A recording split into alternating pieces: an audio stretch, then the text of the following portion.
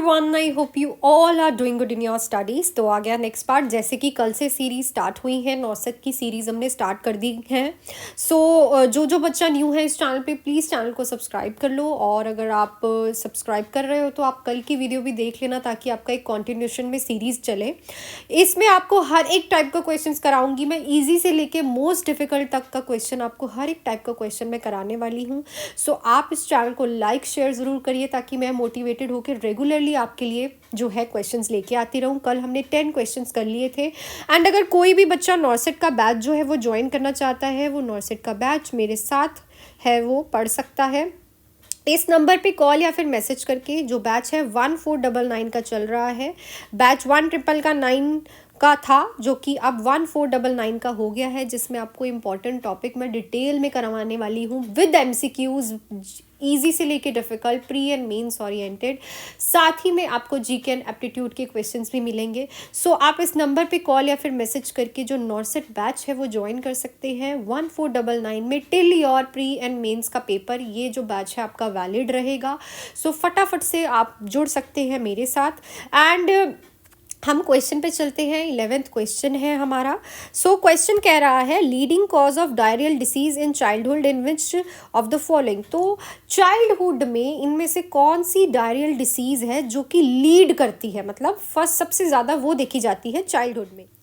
So first है एंट्रोटॉक्सिजेनिक, एस्चीरिया coli, Salmonella, या फिर रोटावायरस, या फिर ऑल ऑफ द अबव। सो आप इसमें बहुत ज़्यादा कंफ्यूज्ड होंगे, बट कंफ्यूज नहीं होना है। अभी अभी वैक्सीन भी स्टार्ट हुई है रोटावायरस, ठीक है।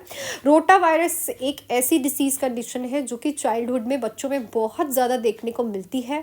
सो बहुत इंपॉर्टेंट है, बिकॉज रिसेंटली ऐड हुई है। सो इसके ऊपर क्वेश्चंस भी ज़्यादा आते हैं। नेक्स्ट है, which of the following classification of medication would be most often used for client with schizophrenia. So इनमें से कौन सी ऐसी क्लासिफिकेशन है मेडिसिन की जो कि स्कीजोफ्रेनिया वाले पेशेंट के लिए हम यूज़ करते हैं। Antidepressant, mood stabiliser, lithium, या फिर न्यूरोलेप्टिक्स। सो न्यूरोलेप्टिक्स को हम ऑल्सो कहते हैं एंटी साइकोटिक ड्रग्स, ठीक है। बहुत सारे बच्चों को ये पता ही नहीं है कि इनको हम क्या कहते हैं। These are called antipsychotic drugs, जो कि हम स्कीजोफ्रेनिक वाले पेशेंट को देते हैं। एंटी साइकोटिक ड्रग्स अपने आप में ही बहुत इंपॉर्टेंट एक टॉपिक है, जिसमें आपको पता होना चाहिए इसके साइड इफ़ेक्ट्स, इसके जो वैल्यूज़ हैं, कौन कौन सी मेडिसिन किसको दे रहे हैं। सो इसको आप ध्यान से करना।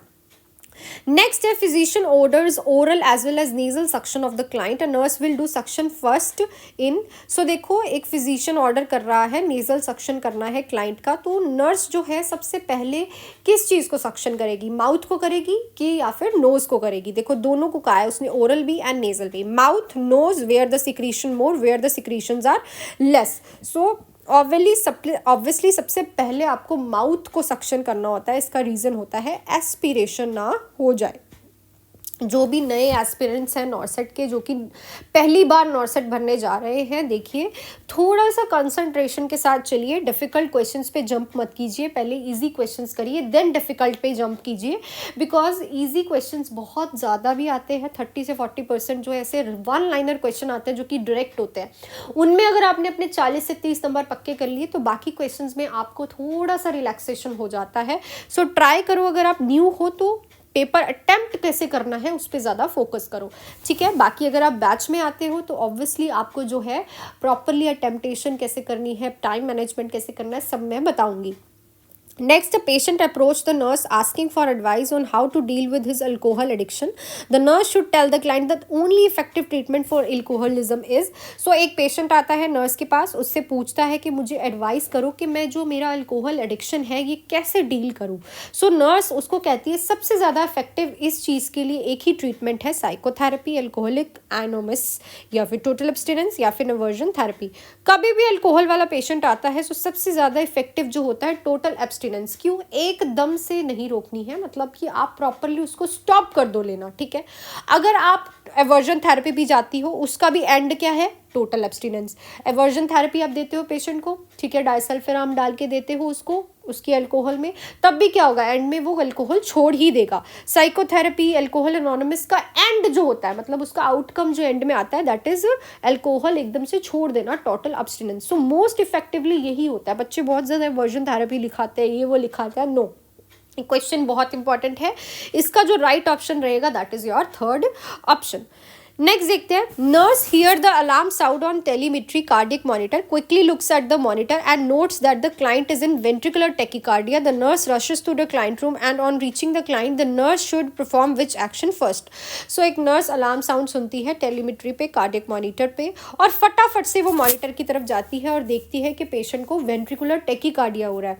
तो नर्स क्या करेगी कि क्लाइंट के रूम में जाएगी और क्या परफॉर्म करेगी, डिलीवर कर देगी इफेक्टिव ब्रीदिंग, या फिर सीपीआर बिगिन कर देगी, या फिर अनरिस्पॉन्सिवनेस देखेगी पेशेंट की, या फिर ओपन द एयरवे। सो देखो, सबसे पहले जब भी आप पेशेंट के पास जाओ और पेशेंट वेंट्रिकुलर टैकीकार्डिया में है तो आप डिटरमाइन करोगे कि पेशेंट जो है अनरिस्पॉन्सिव वहाँ पे देखने को आपको मिलेगा। बहुत इंपॉर्टेंट पॉइंट है, कभी भी आपको कुछ नहीं करना है, सबसे पहले देखो पेशेंट जाग रहा है कि नहीं जाग रहा, ठीक है ना। सबसे जाते ही सीपीआर थोड़ी देने लग जाओगे, एकदम से आप सीपीआर देने लग जाओ और आंखें खोल ले पेशेंट नो, या फिर आप इफेक्टिव ब्रीदिंग देने लग जाओ। पहले आप चेक करोगे, सबसे पहला स्टेप यही होगा कि आप चेक करो, आप उससे पूछो are you okay, are you here. So ये चीज़ आपको सबसे पहले एक्शन परफॉर्म करना है।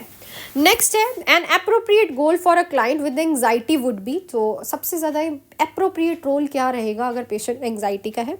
Ventilate her feelings to the nurse, establish contact with reality, learn self help technique for reducing anxiety, become the desensitize to post trauma. So देखो, mostly मेरे को पता है कि बच्चे सोच रहे होंगे ventilate her feelings to the nurse. No, this is the wrong answer. सुन लीजिए, ये एक रॉन्ग आंसर है। सबसे पहले तो एंग्जाइटी उसे कभी भी किसी भी सिचुएशन में हो सकती है, सो उसको सेल्फ हेल्प टेक्निक जो है आपको सिखानी है। दूसरा, एप्रोप्रिएट गोल लिखा है यहाँ पे।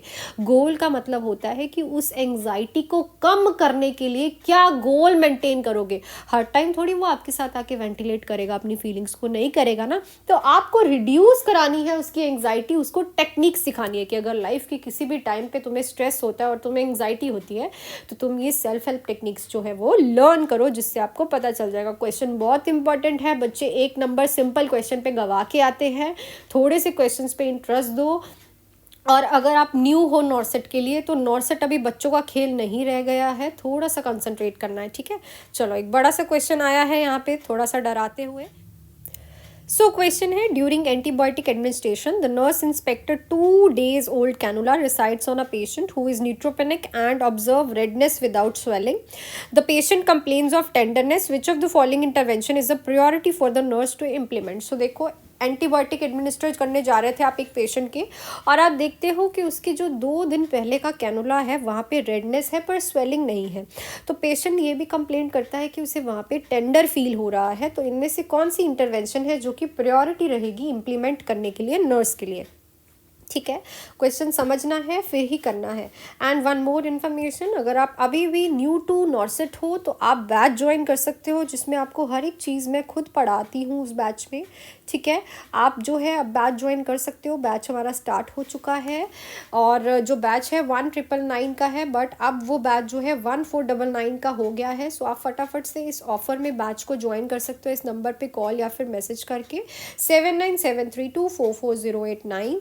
सो अगर आपको अभी भी इसमें आपको हर एक चीज़ करवाऊंगी मैं, इंपॉर्टेंट टॉपिक, हर टाइप का एमसीक्यूज़ को डील कैसे करना है, कैसे क्वेश्चन अटेम्प्ट करना है, टाइम मैनेजमेंट कैसे करनी है, जीके एंड एप्टीट्यूड के क्वेश्चंस को कैसे देखना है, कैसे उन्हें प्रॉपरली करना है, कैसे अपने नेगेटिव मार्किंग को बचाना है। सो ये सारी आप मेरे से जो है प्रॉपर डिटेल्स बैच ज्वाइन करके ले सकते हो और मेरी असिस्टेंस में अपना नॉर्सेट क्लियर कर सकते हो।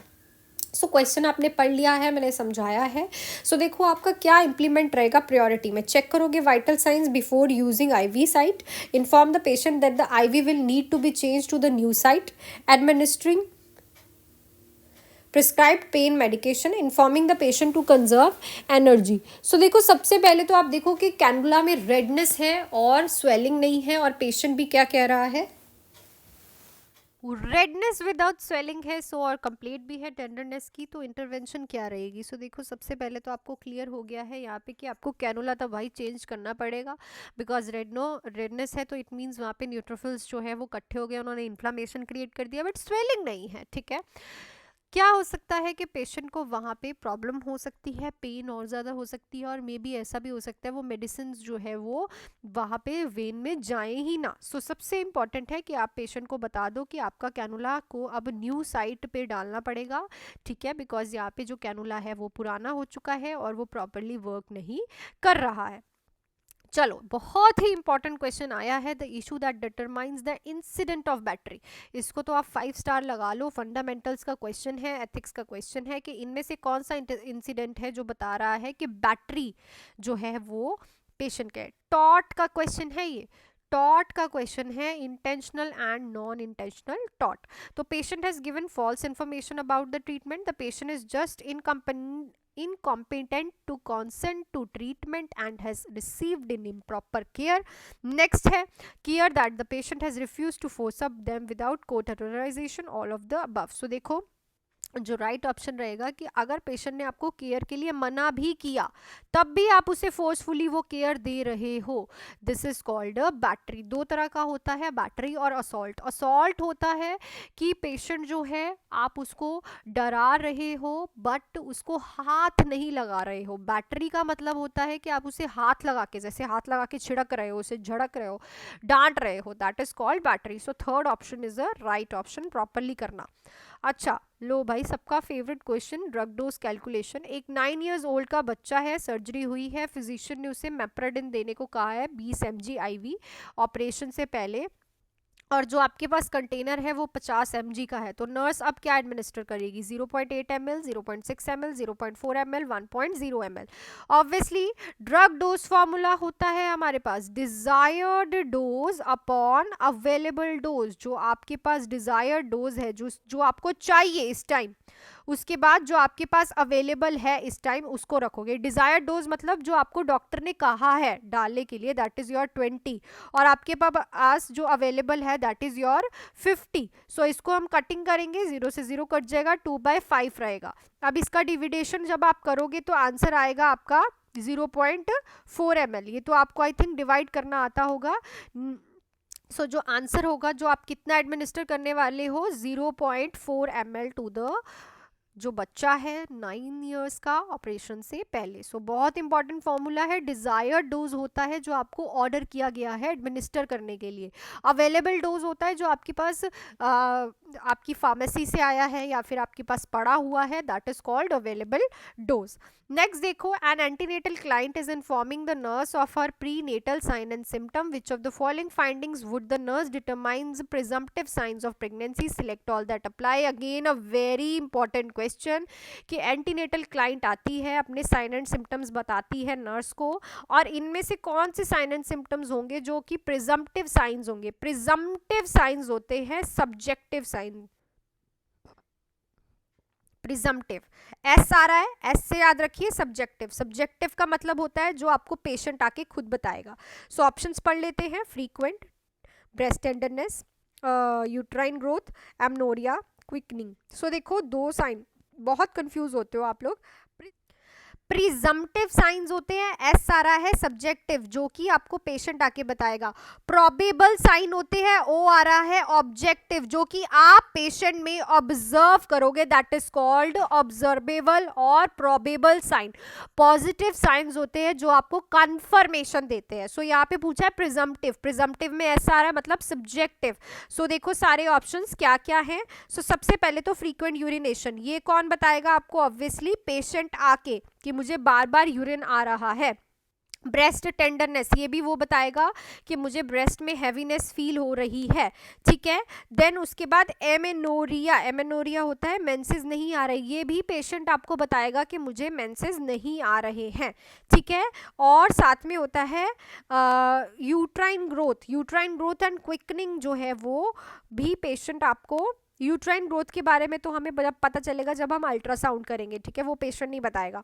क्विकनिंग के बारे में वो बता सकता है कि मुझे अंदर जो है वो किक फील होती है, एक फील होता है कि अंदर कुछ है, ठीक है, ये भी आपको पेशेंट आके बताएगा। सो जो राइट ऑप्शन रहेंगे 1, 2, 4 एंड 5। सो 1, 2, 4 एंड 5 जो है राइट ऑप्शंस है। आई होप कि आपको क्लियर हो गया हो आज प्रिजम्पटिव एंड प्रोबेबल का।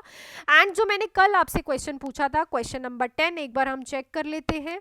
सो रीनल कैल्कुलाई है, पेशेंट मेडिकल वार्ड में एडमिट है, फर्स्ट प्रायोरिटी क्या रहेगी? ऑब्वियसली आप क्या असेस करोगे? पेशेंट का पेन लेवल, ये आपका प्रायोरिटी में रहता है। अगर किसी को कॉलीलिथियासिस है, यूरोलिथियासिस है, सो इन सब लोगों का जिनको कैलकुलाई होता है, पेन बहुत ज़्यादा होता है, तो इनकी पेन मैनेजमेंट आपकी प्रायोरिटी में रहती है।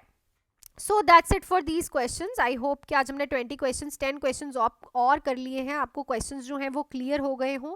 अगर किसी को भी कोई डाउट होता है तो वो कमेंट सेक्शन में लिख सकता है, और अगर आप नए हो और अगर आपका गैप भी है, यू आर वेलकम्ड, आप बैच ज्वाइन कर सकते हो। बैचेस बहुत ही ज़्यादा अफोर्डेबल है, हर एक बच्चा कर सकता है। 1999 का बैच जो है अब मैंने 1499 का कर दिया है, जिसमें आपको प्रॉपरली हर एक चीज़ मैं करवाऊँगी अपनी असिस्टेंस में। आपको उसमें मैं इंपॉर्टेंट टॉपिक कराऊंगी, हर तरह का एमसीक्यू डिटेल में समझाऊंगी। लाइव एंड रिकॉर्डेड क्लासेस रहेंगी आपके पास, लाइव भी लगेंगी और उसकी रिकॉर्डिंग्स भी मिलेंगी। टेस्ट सीरीज भी इसी में ही मिलने वाली है 149 में, और ये बैच तब तक अवेलेबल रहेगा जब तक आपका प्री एंड मेंस का पेपर नहीं हो जाता। इसी में ही आपको GK and aptitude doubt classes हर एक चीज़ में अवेलेबल कराने वाली हूँ, ओनली इन 1499। तो फटाफट से आप इस नंबर पे मैसेज या फिर कॉल करके बैच को ज्वाइन कर सकते हैं। और अगर आप पढ़ना चाहते हैं, कुछ बनना चाहते हैं एक डिसिप्लिन मैनर में, टू वेलकम है मेरी फैमिली में आपका। So that's it for this video को शेयर करिएगा, लाइक करिएगा और पढ़ो और make your parents proud. Thank you so much, मिलती हूँ कल की वीडियो में।